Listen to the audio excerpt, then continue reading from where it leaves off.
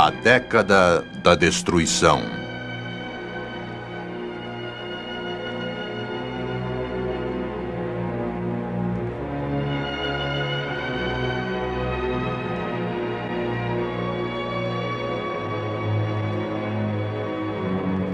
Um filme de Adrian Cowell e Vicente Rios.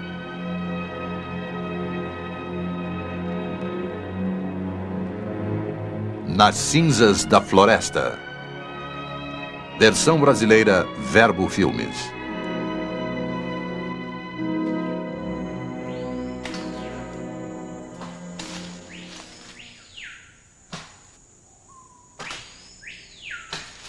No início da década de 80, começou a ser aberta uma estrada em direção ao coração da floresta amazônica. Os construtores da estrada chamaram-na de Estrada de Penetração 429.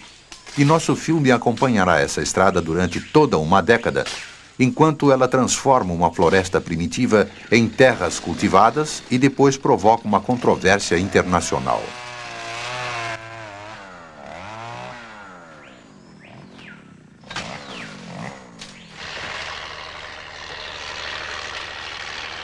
O ponto central de tudo que acontece é a estrada de penetração e a rodovia principal da qual ela deriva.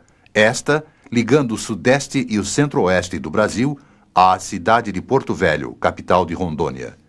A rodovia era denominada BR-364 e no ano de 1980, dúzias de ônibus por ela circulavam transportando centenas de imigrantes diariamente. A maioria era constituída de pequenos lavradores que haviam perdido suas terras para grandes proprietários, à medida em que a agricultura brasileira se mecanizava. Eles eram registrados na divisa de Rondônia e, durante a década, a quantidade desses lavradores elevou-se de 20 mil para quase 200 mil por ano.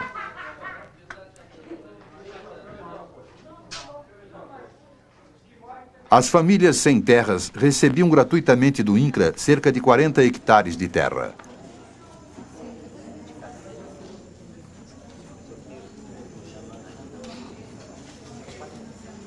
Porém, títulos de posse definitiva só seriam concedidos depois que as glebas estivessem desmatadas.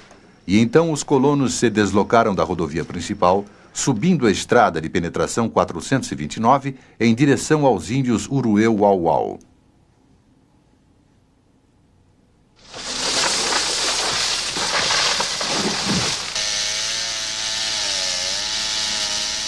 Este é Renato, um dos primeiros a subir a estrada.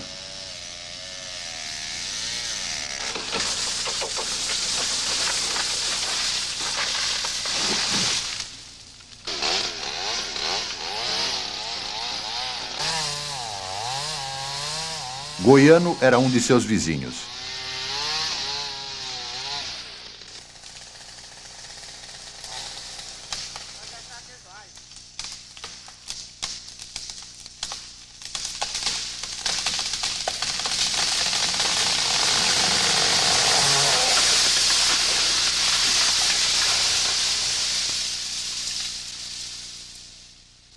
Mato Grosso, quando eu morava lá, não tinha pobre, não tinha nada, trabalhando fazendo dos outros, né? Então eu consegui essa terra aqui. Mais qualidade que mais doença e tem os índios também, que é perigoso, né? Mas com tudo isso, eu enfrento essa qualidade aqui e estou mais satisfeito que se eu estivesse lá. Bastante diferença melhor. Por quê? Porque aqui a pessoa só trabalha pra gente, se manda. Planta o que planta hoje para comer amanhã. E no que é dos outros não tem jeito. Então eu acredito que a vida aqui seja bem mais melhor do que lá. Lá a gente trabalhava mais do que aqui ainda. E as coisas eram mais difíceis. A gente não podia possuir uma terra, não podia possuir nada pra gente, né?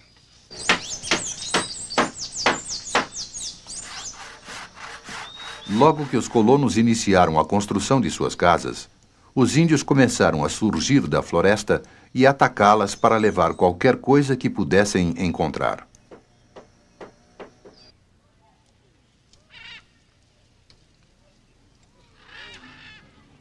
Naquela época, os índios já estavam visitando o posto da FUNAI.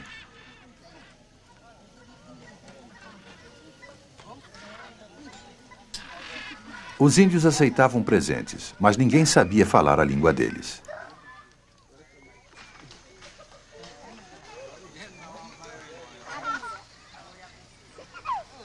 Logo depois, eles iam embora, muitas vezes para atacarem os colonos que estavam derrubando sua floresta.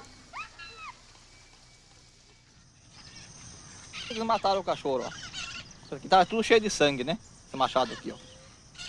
Eles mataram o cachorro aí e largaram o machado aqui, ó. Bem aqui tá o machado. Vocês viram ele? Nós não vimos não, mas vimos o estrago, tudo que eles fizeram aí, as redes que levaram 5 redes, as roupas nossas, tudo. E aqui o saco que nós tínhamos, mercadoria, aí espalharam tudo aqui. A hora que nós chegou aqui, que nós vimos tudo essas roupas rasgadas que eles tinham posado aqui. Aí nós chegou aqui, achamos a cabeça do cachorro que ele matou lá no baraco.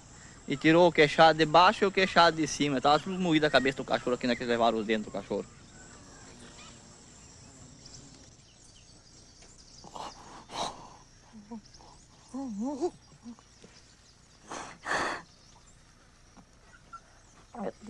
Eu tenho dó dos meus filhos, eu nem sei tanto.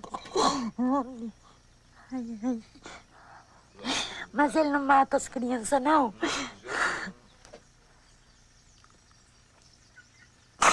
Eu só tenho menos crianças, né? Porque a gente já sofre bastante, né? Então, quer dizer que essas crianças que eu tenho tanto medo, mas Deus sabe o que faz. Ai, meu Deus. Maria e Renato estavam pondo em risco seus filhos pelo direito de desmatar 40 hectares de terra. E a época do desmatamento era o início do período da seca, quando todas as árvores floresciam.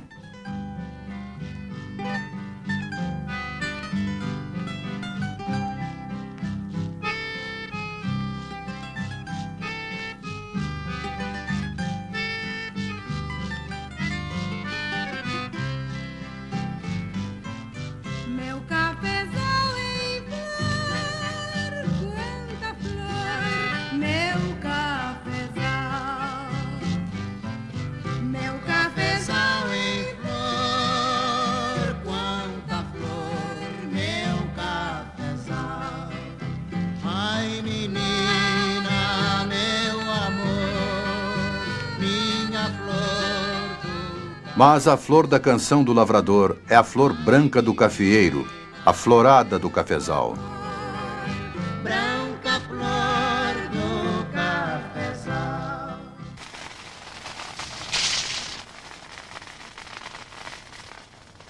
Renato e Maria estavam queimando 6 hectares para seu próprio café e outros 20 hectares para seus vizinhos.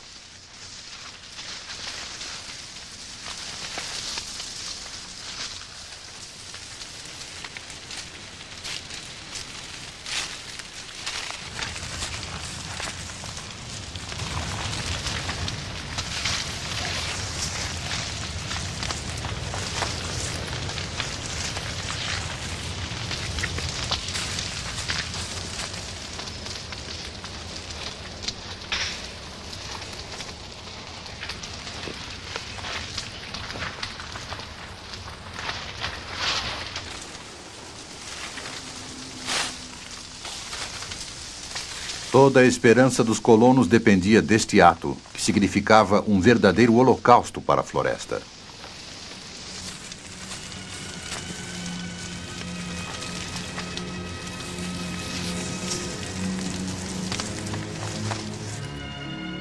Tanta floresta foi queimada aquele ano, o ar ficou tão carregado de fumaça que até os aviões ficaram retidos no solo pelo controle de tráfego aéreo.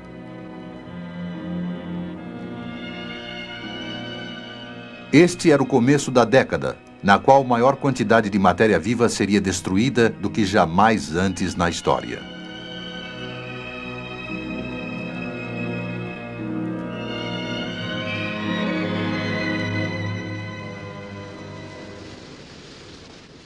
Depois, em setembro, houve um violento vento quente, e a terra dos lugares que antes eram o solo da floresta foi soprada para o alto como uma fina poeira amarela.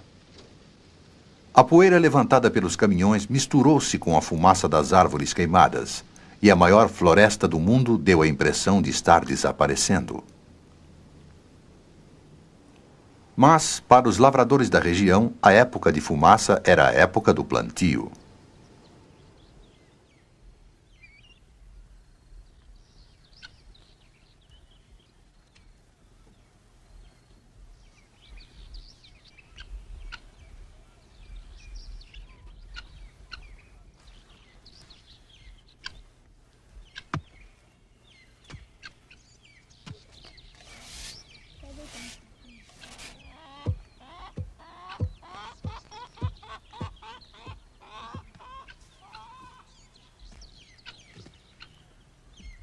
Mas, apesar de toda a sua família ajudar, havia sinais de fracasso desde o começo. Quantos pés de café vocês plantaram? Tinha 2.200. Plantaram mais alguma coisa além do café? Não. Só o café por enquanto. Só. É que mesmo que não saiu outras coisas. Plantamos milho, não saiu, abóbora, melancia, não saiu nada. Agora vamos ver o café, né? Mas tá com um jeito muito feio demais. Não tá. Por causa que as terras já não são boas mesmo, a gente planta, não sai. Agora vamos ver esse ano.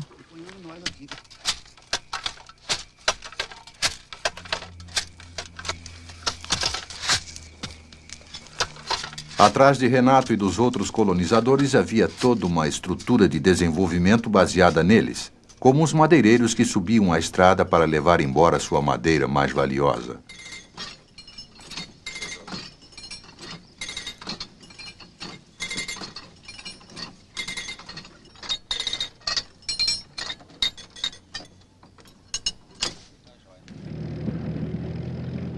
A alguns quilômetros estrada abaixo ficava o povoado de Mirante do Serra.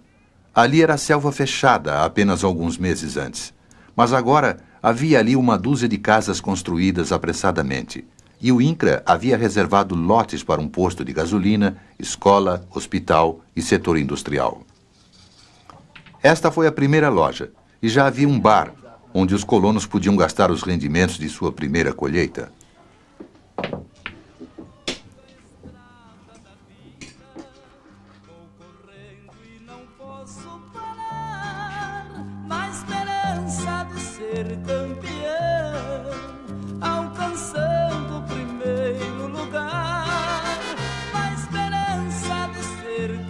Quanto mais se fosse em direção ao início da estrada, mais desenvolvida era a agricultura e maiores as cidades.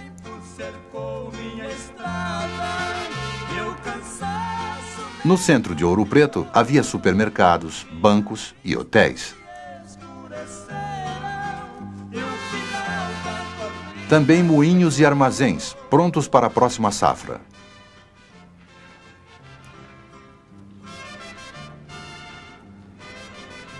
Mas as esperanças de Renato de participar de tudo isso foram destruídas pelo primeiro agrônomo que o visitou.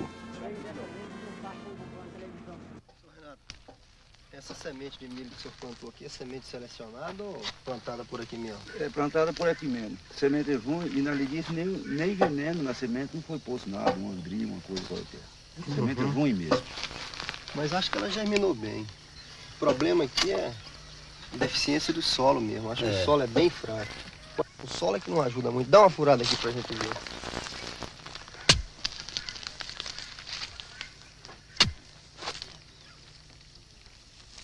Uma terra sem liga, sem nada, né? Muito arenosa.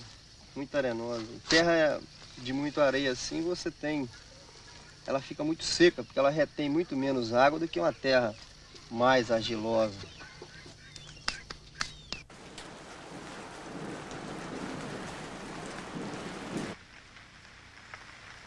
As chuvas de 1982 trouxeram malária para os filhos de Renato, e como a maioria dos colonos desta região, Renato abandonou a terra que ele tinha esperança de manter para sempre.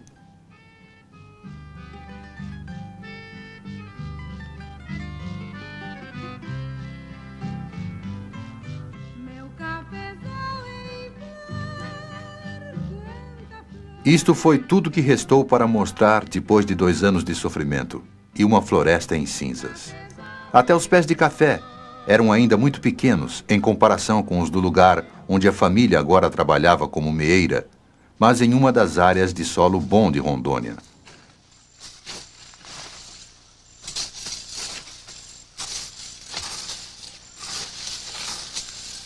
Seu Renato, por que o senhor abandonou a terra do senhor? Porque a terra não produziu, fui obrigado a abandonar. Plantei milho, não saiu, piguinzinho assim, arroz. Costuma dar toceira grande em terra boa lá, toceriquinha. Você planta 40 litros para poder tirar 3, 4 sacos. Então não deu um jeito de ficar lá. E aqui agora, seu Renato, quais que é as condições do senhor? Se tornando mesmo meieiro, sem futuro, só a meia, porcenteiro. Igual no Mato Grosso. Ou talvez pior ainda, que lá tinha recurso e aqui não está faltando muito recurso. O problema de Renato era a falta de terra boa. E isso era o resultado direto do programa de colonização.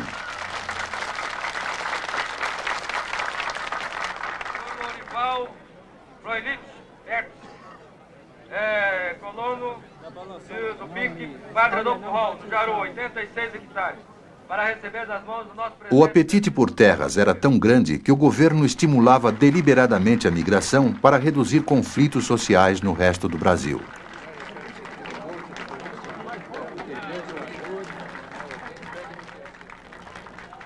E a migração, todo o programa de desenvolvimento, dependia dos grandes comboios procedentes da parte industrializada do Brasil.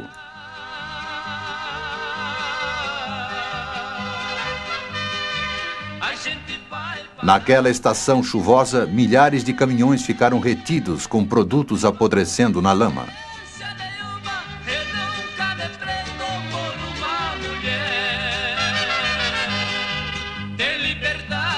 Por isso foi decidido pavimentar a estrada lamacenta e pedir 1/3 da verba ao Banco Mundial. Esta é a vida que sempre eu quis.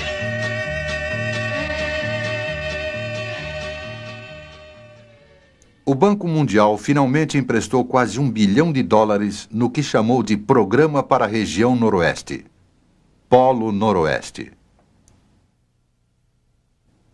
As equipes de inspeção do banco visitaram constantemente a região, e é significativo o fato de terem seus especialistas alertado o banco sobre quase tudo que estava saindo errado.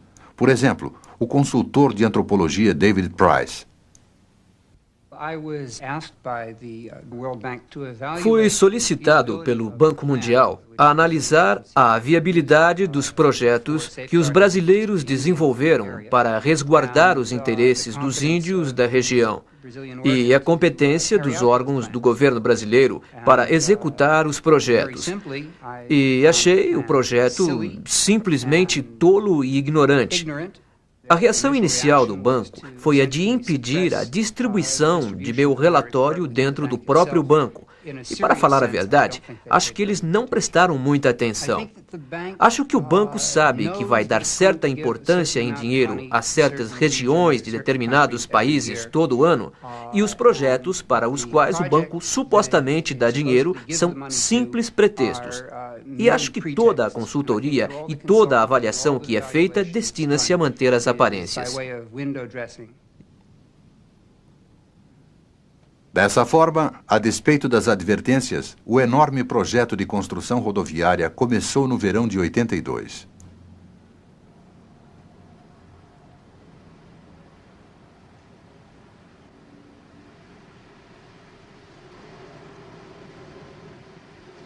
A crescente controvérsia não era contra a pavimentação da estrada, mas contra pavimentá-la antes de Rondônia poder absorver adequadamente a migração que isso poderia estimular. Por exemplo, tomemos este discurso do governador de Rondônia. Nesse novo estado, olhamos para trás e nos damos conta de que Rondônia se fez de mãos calejadas, corpos suados e poeirentos do divino trabalho da terra. Venham brasileiros de todo o Brasil, venham gentes de todos os povos. Rondônia lhes oferece trabalho, solidariedade e respeito. Tragam seus sonhos, anseios e ilusões. Compartilhem tudo isso com este povo admirável. À medida em que a migração crescia aos milhares, A esperança de Renato de conseguir terra melhor se tornava pouco mais do que um sonho.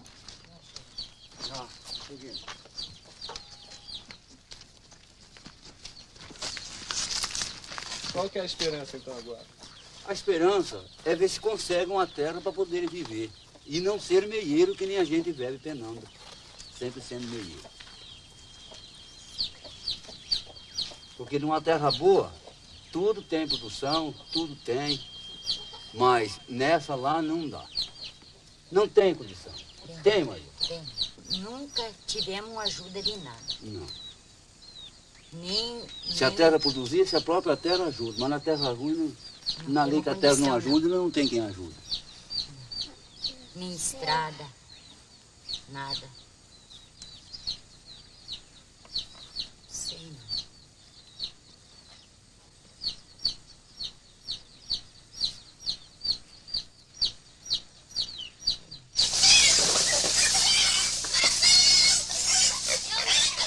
Desde 1982, a família de Renato teve que se mudar quase todo ano, dando assim um testemunho anual do absurdo que ocorria na região e nos levando a dar uma olhada mais profunda no que estava realmente acontecendo.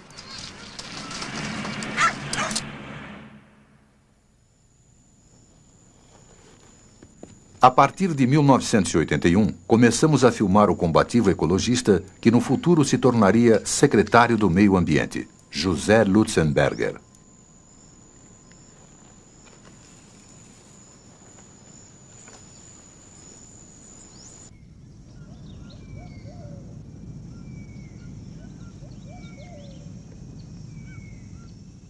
Esta é a região de Ouro Preto, em Rondônia, onde o colono Renato abandonou a sua terra. De fato, tantos colonos estão abandonando os seus lotes que algo de fundamentalmente errado deve estar ocorrendo neste projeto de colonização. Por isso, nós decidimos filmar e observar durante os próximos 5 anos para ver o que vai acontecer. Filmaremos inicialmente 3 tipos diferentes de colonização aqui nesta área de onde vai partir a projetada estrada de penetração, a BR-429.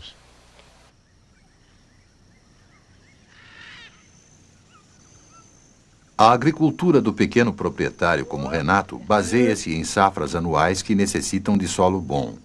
E, de fato, Rondônia tem áreas de solo bom como esta. Mas é claro que a primeira leva de colonos ficou com a melhor terra arável.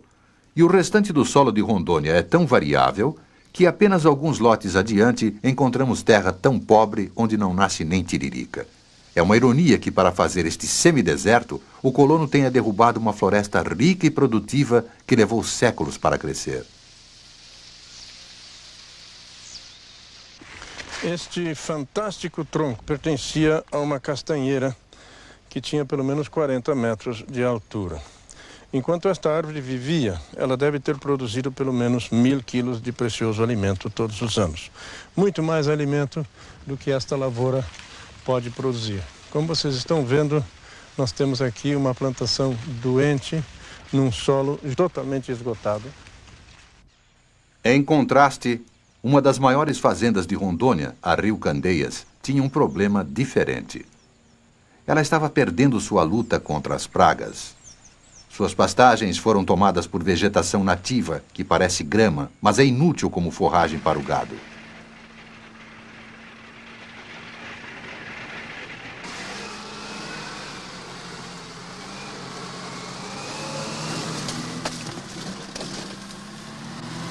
O custo da eliminação dessa praga, de acordo com o gerente, era superior à possível renda da terra. Quando é que foi iniciado esse empreendimento? Esse empreendimento foi iniciado aqui há 7 anos atrás, né? Então eles fizeram a estrada aqui de implantação como base e posteriormente fizeram a derrubada. Essa derrubada aqui está por 6 anos. Né? 6 anos já? Uhum. E há 6 anos que vocês estão lutando contra a volta do mato, por assim dizer? Exatamente. Dificuldade de estabelecer. Então essa é a razão por que nós estamos fazendo essa operação que chamamos de enleiramento. o solo aqui já está, vamos dizer assim, relativamente depauperado, inclusive um solo duro, que vem sendo constantemente jogado fogo aqui dentro, todos os anos. Mas que foi a única maneira que encontramos, vamos dizer assim, de esbarrar, de vencer o mato um pouco. Encarregado de cuidar do gado, a fazenda tinha um veterinário. Vocês têm dados aproximativos da carga de animal por hectare? Nessa fazenda aqui nós estamos aproximadamente na faixa de 2 a 3 animais por hectare. Mas haverá declínio? Haverá, sim. A gente observa a gramínea já com 5, 6 anos já sendo consumida pelo gado. O declínio dela é muito alto. O que se pode observar aqui é um dos maiores absurdos que hoje se cometem em nome do progresso. Fazer criação de gado da mata amazônica é talvez uma das coisas mais estúpidas que aqui se possam fazer. Não somente significa a destruição irreversível da floresta, a perda de preciosas culturas indígenas, também esses esquemas não produzem praticamente nada. A produção de carne numa pecuária extensiva como essa é extremamente baixa. Ela está na ordem de poucas dúzias de quilos de carne por hectare por ano. Como alternativa ao gado, a maior fazenda industrial de Rondônia havia plantado seringueiras e cacaueiros. Mas, de acordo com o proprietário Hugo Frei, essas culturas mostravam-se vulneráveis a doenças da Amazônia. A produção por hectare está caindo drasticamente. Cada ano produz menos. Agora já está constatado que a árvore produz o fruto. É que o fruto se perde por ataque de pragas e doenças. Aí faltam justamente as pesquisas para achar uma variedade de cacau que seja mais resistente para a vassoura de bruxa e a podridão parda.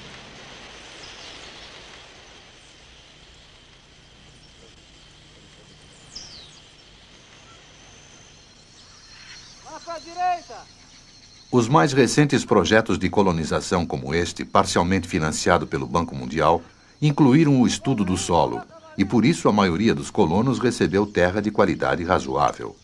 O INCRA também fez um bom trabalho, distribuindo glebas devidamente demarcadas e registradas. Mas as fazendas foram rigidamente divididas, sem levar em conta o tipo de terreno, e assim muitas não tinham água ou abrangiam morros rochosos. E os colonos eram principalmente lavradores compelidos a deixar as terras do sul e que aqui receberam glebas gratuitas para reduzir conflitos sociais. Com as linhas do ouro preto caindo mais. Vindos para cá sem experiência de selva, eles tentaram reconstruir as fazendas de estilo europeu que tinham perdido. E esse tipo de agricultura de zona temperada é impraticável nos trópicos. Uma questão que foi levada ao chefe do INCRA em Rondônia. Coisa sustentável, indefinidamente sustentável, que poderia durar toda a vida, para fazer uma coisa que não vai durar nem 20 anos. E isso é um crime. Bom, em contrapartida, nós estamos dando alimentos a uma família com média de 8 Por quanto dependentes. tempo? E para a miséria que vem depois? De 8 dependentes. Por quanto tempo? Tá? Por quanto tempo, eu não faria essa pergunta. E a miséria que vem pelo depois? menos ele hoje está recebendo alimentação. Ele hoje Mas está ele recebendo poderia ter alimentação. mais É um alimentação ser no seu humano que país de está origem. recebendo alimentação hoje. Agora, por quanto tempo? Vamos unidos buscar ver se esse tempo seja um tempo indefinido. Então nós Que não temos seja que curto trabalhar por prazo, esquemas mas que seja longo sustentáveis, prazo. Estou sacrificando uma coisa e colocando uma outra que vá produzir. Mas nós Agora, se estamos essa terra sacrificando. ficar improdutiva, aí foi um crime. E ela vai ficar Aí foi um crime.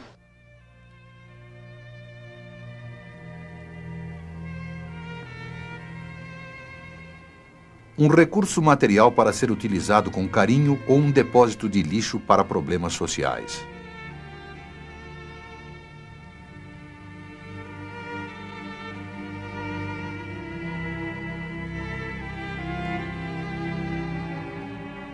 Durante os anos 80, estas visões opostas da Amazônia tornaram-se um assunto de debate nacional que cada vez mais crescia na esfera internacional.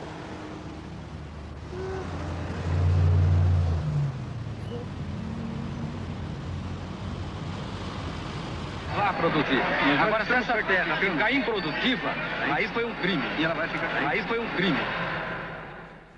Senhor Lutzenberg, temos muito prazer em tê-lo aqui conosco. Por favor, venha para a mesa das testemunhas.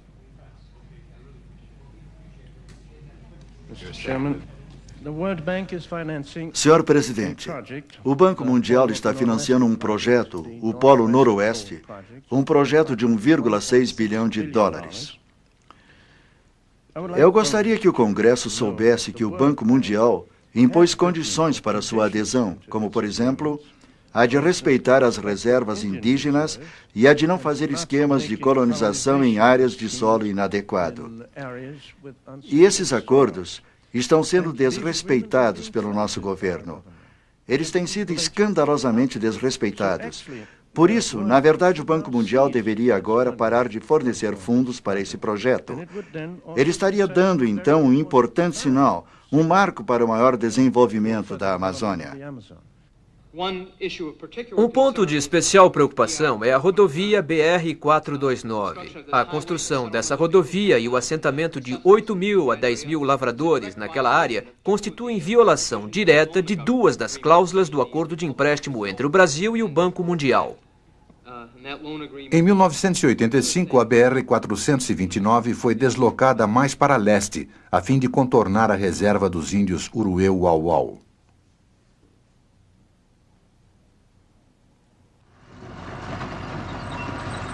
Mas algumas das estradas secundárias chegaram até aos limites da reserva e contribuíram para levar doenças aos índios e ameaçar o que antes era um tipo de vida inocente e muito isolado.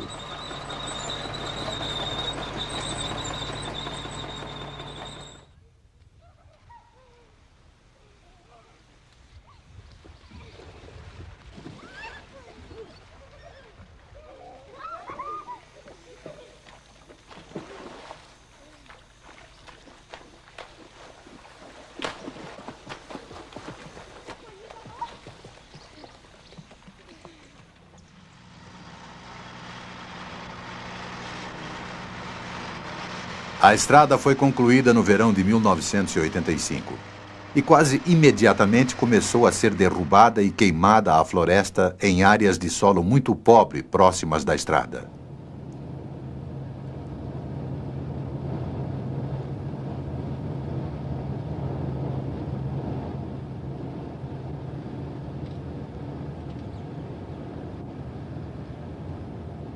Por essa razão, indagamos ao Banco Mundial em Washington por que eles haviam permitido que tal acontecesse, quando o acordo de empréstimo tinha cláusula específica contra aquilo.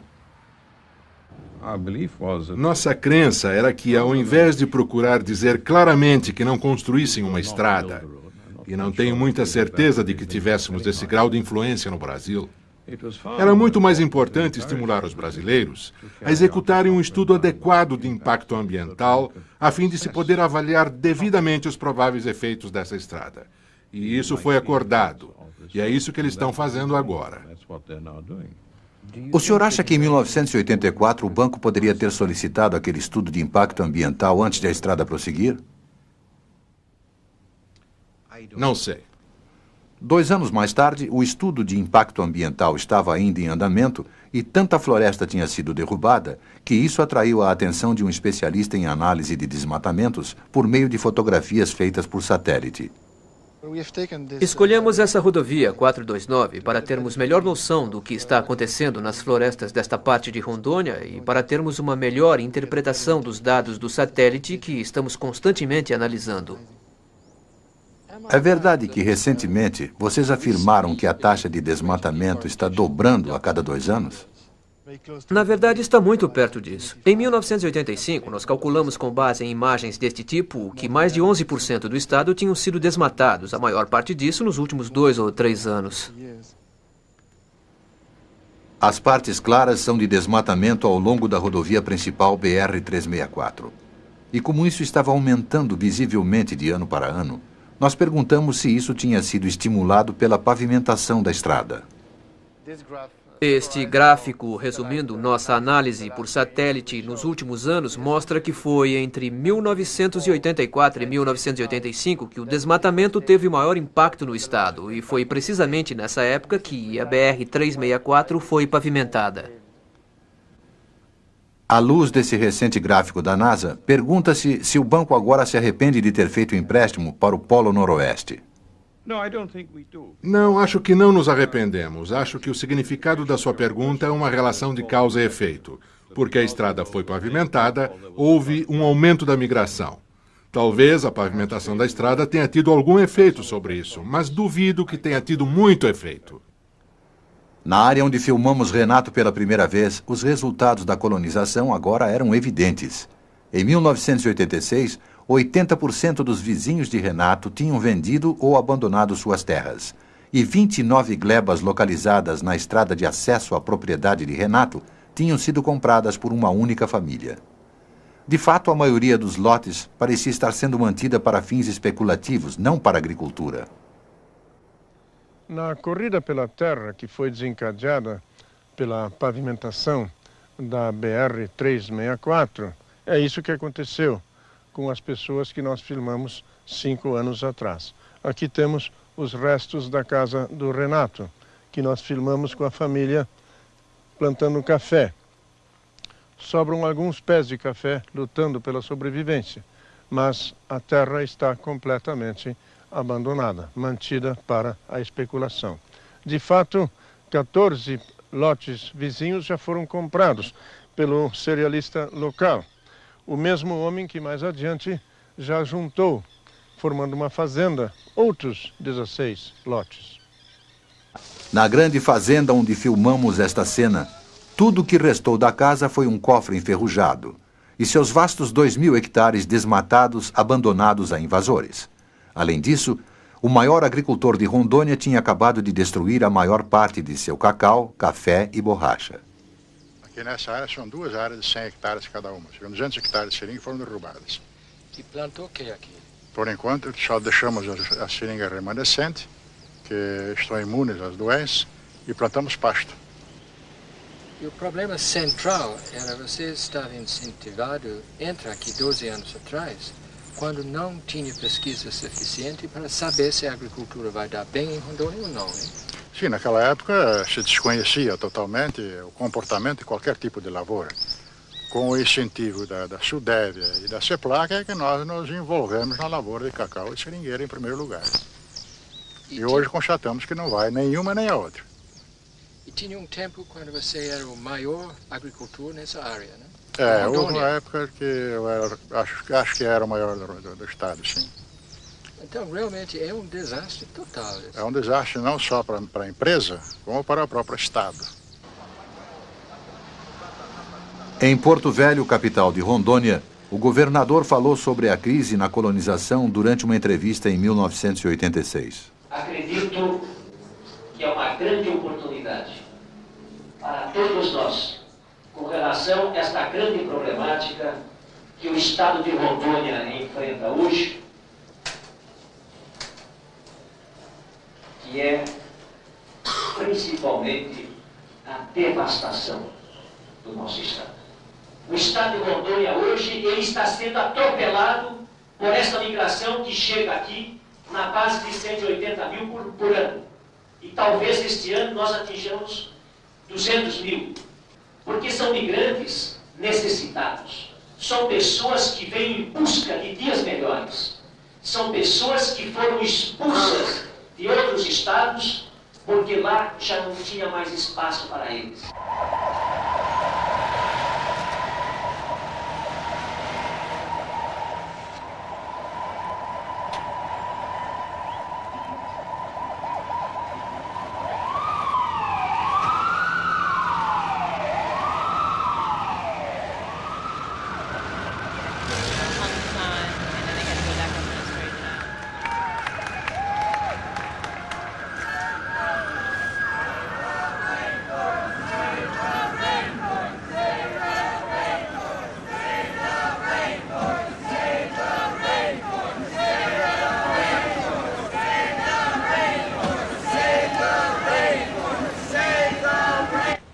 Queremos que o Banco Mundial saiba, que vocês todos saibam, que vamos estar de volta aqui no próximo ano. Em todo o território dos Estados Unidos estão acontecendo agora 75 demonstrações como esta.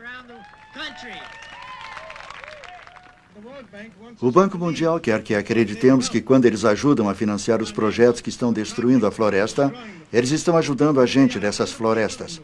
Agora, isso é uma grande mentira, uma mentira infame. O contrário é que é verdade. A gente que vive na floresta tem interesse na sua preservação. As pessoas que vivem lá querem que ela seja preservada. Esse é o meio de vida. O Congresso americano já estava cedendo aos defensores do meio ambiente. O orçamento de outubro de 1986 cortou as contribuições dos Estados Unidos aos bancos multilaterais em mais de 20%. A redução dessa porcentagem acho que poderia ser considerada uma espécie de tiro de advertência. O Congresso já se aborreceu.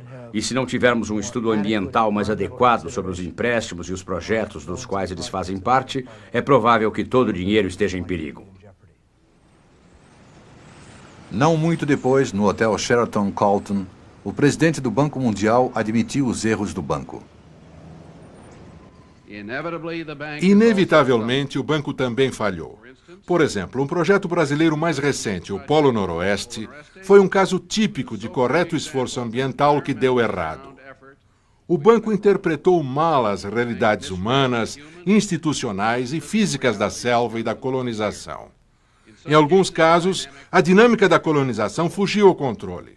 Foram incluídas medidas protecionistas para resguardar as frágeis terras e gente das tribos. Elas não foram medidas ou acompanhadas. O Polo Noroeste deixa muitas lições. First, we're creating a top-level environmental department to help set the direction of bank policy. At the same time, new offices in each of the 4 regional technical departments. Naquele verão, a fumaça em Rondônia foi pior do que nunca.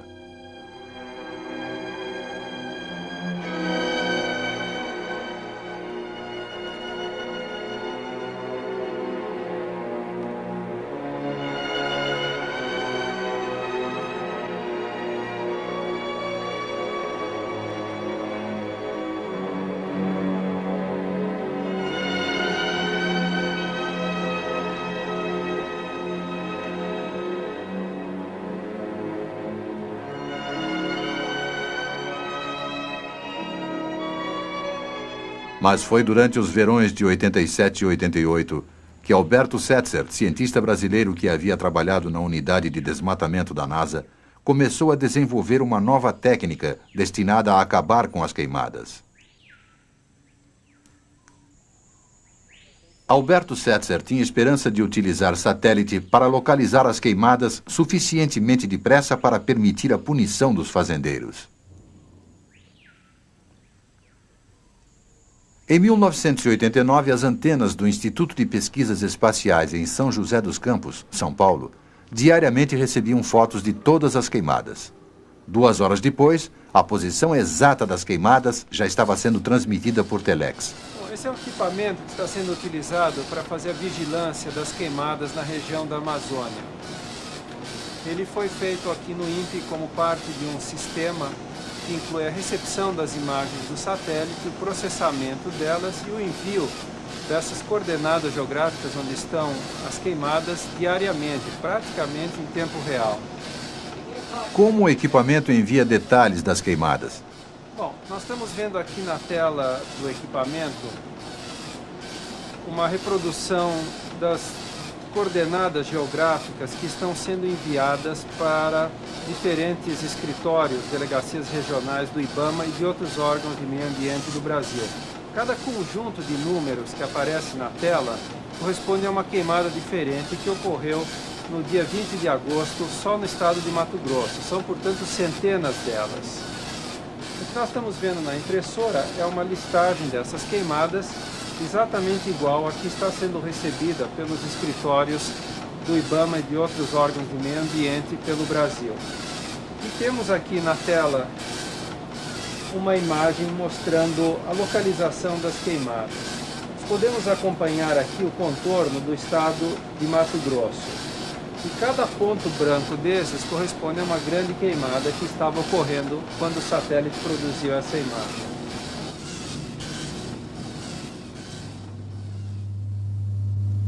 Durante a época das queimadas de 1989, Setzer checou o sistema intensamente com vários cientistas da Europa e dos Estados Unidos.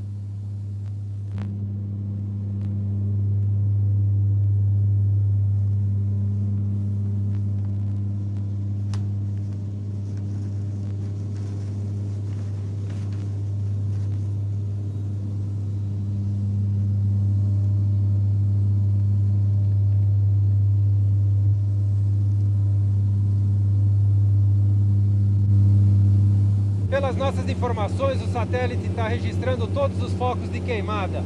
Nós verificamos as informações do satélite com dados de campo e obtivemos um acerto de 100% quanto a essas informações. Essa tecnologia significa que vocês poderão acabar com todo o desmatamento ilegal? Bom, ela é uma ferramenta em potencial que, se for utilizada com este sentido, poderá acabar com os desmatamentos. É uma questão de implementar esta tecnologia. Isso dependia da Polícia Florestal, que utilizava helicópteros arrendados e pagos com empréstimo do Banco Mundial. O agente florestal era precedido por um policial armado com uma submetralhadora.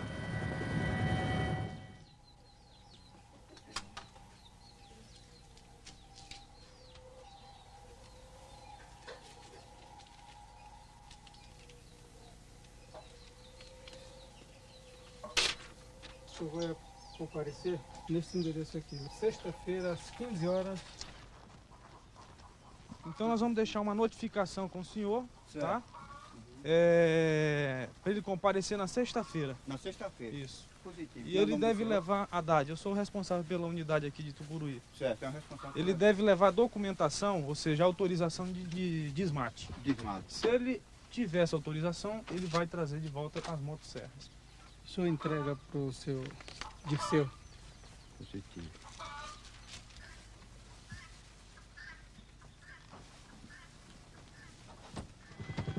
Durante o ano de 1989, a técnica de controle das queimadas foi inteiramente aprovada. Mas a maioria das multas nunca foi paga. E o governo não tinha a decisão política de exercer pressão sobre os fazendeiros, especialmente se fossem abastados ou se tivessem apoio político.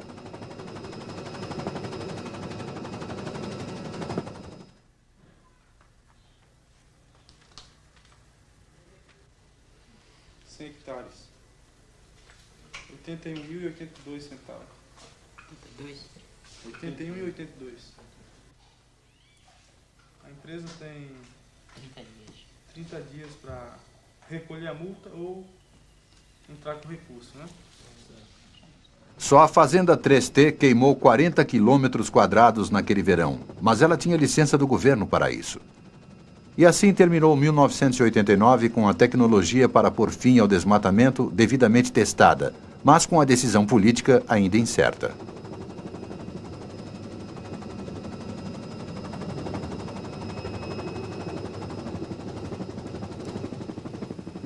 Enquanto a década de intenso desenvolvimento de Rondônia caminhava para o fim, o rio Jamari, onde filmamos as primeiras sondagens 10 anos atrás, está agora bloqueado pela enorme represa de Samuel.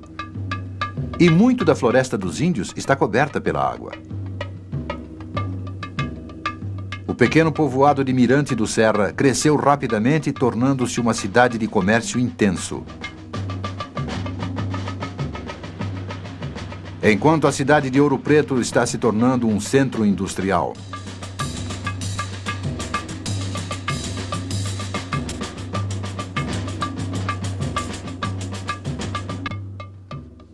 E a estrada BR-429, que filmamos iniciando-se na Floresta Virgem, é agora a principal rodovia em direção à Bolívia. Mas a principal conclusão da década foi a de que 60% das terras desmatadas se tornaram pasto ou mato sem serventia, já abandonadas e retornando à condição de floresta primária. Philip Fernside é um cientista que trabalha para a Superintendência de Desenvolvimento da Amazônia. Estamos controlando os solos aqui de Rondônia desde 1981. A produtividade das pastagens diminui e dá muito trabalho controlar as ervas daninhas. E é mais fácil simplesmente deixá-las voltar a ser floresta secundária e desmatar mais floresta em outro lugar. O Brasil está jogando fora a oportunidade de usar a floresta de maneira racional e a está usando para uma atividade que produz apenas uma pequena quantidade de carne em uma década ou quase. No final de 1989, o povo de Mirante do Serra veio todo para a cidade para votar pela elevação de Mirante à condição de município. Mas, de todos os colonos que filmamos no começo da década, o único que ficou foi Goiano, o vizinho de Renato.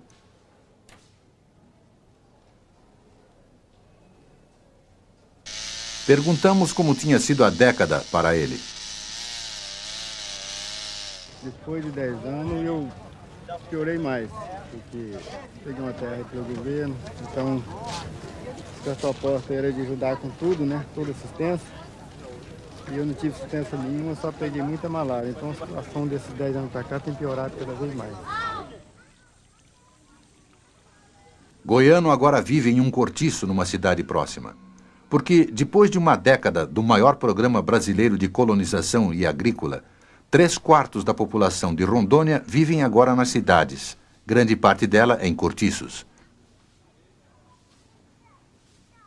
Por exemplo, este conjunto habitacional foi construído para migrantes com a ajuda do governo do estado, mas sem rede de esgoto, sem água encanada e sem coleta de lixo.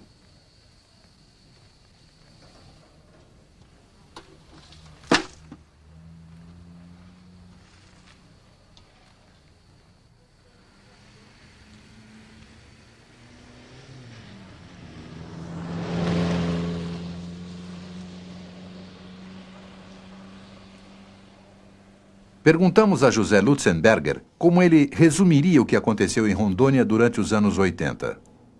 Pois eu diria que quando se iniciou o projeto de colonização de Rondônia, a intenção expressa era criar aqui um mundo melhor para gentes, para pessoas marginalizadas e pobres no sul e em outras partes do Brasil. Mas veja que temos aqui a mesma miséria, a mesma marginalização, uma vila extremamente feia e pobre, e essa mesma gente com tão pouca esperança como tinha lá. Mas foi desencadeado um processo irreversível de destruição na floresta que, se não for invertido rapidamente, levará certamente a calamidades climáticas mundiais indescritíveis. Quando lidamos com sistemas complexos, como o ser vivo, como o sistema climático do planeta, como a grande floresta, nós não podemos continuamente fazer extrapolações lineares. Esses sistemas aguentam muito abuso, mas até certo ponto, depois do qual pode acontecer um colapso. A floresta poderá entrar em colapso muito antes de destruirmos mais de 20% ou talvez 30%. Vamos usar uma imagem.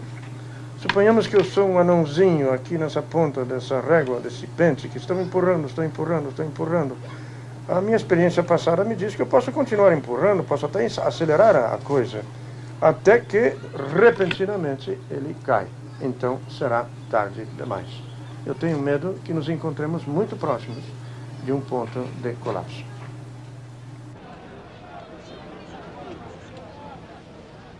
Mas não exatamente, pois em 15 de março de 1990, um novo presidente tomou posse em Brasília.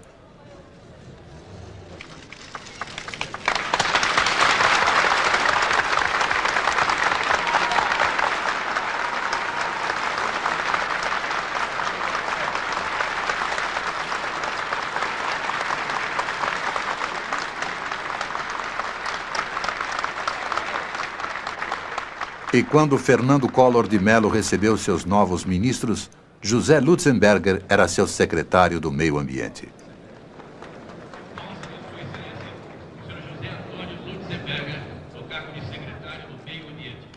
Mais tarde, no quarto de seu hotel, perguntamos a Lutzenberger o que ele planejava fazer a respeito do desmatamento.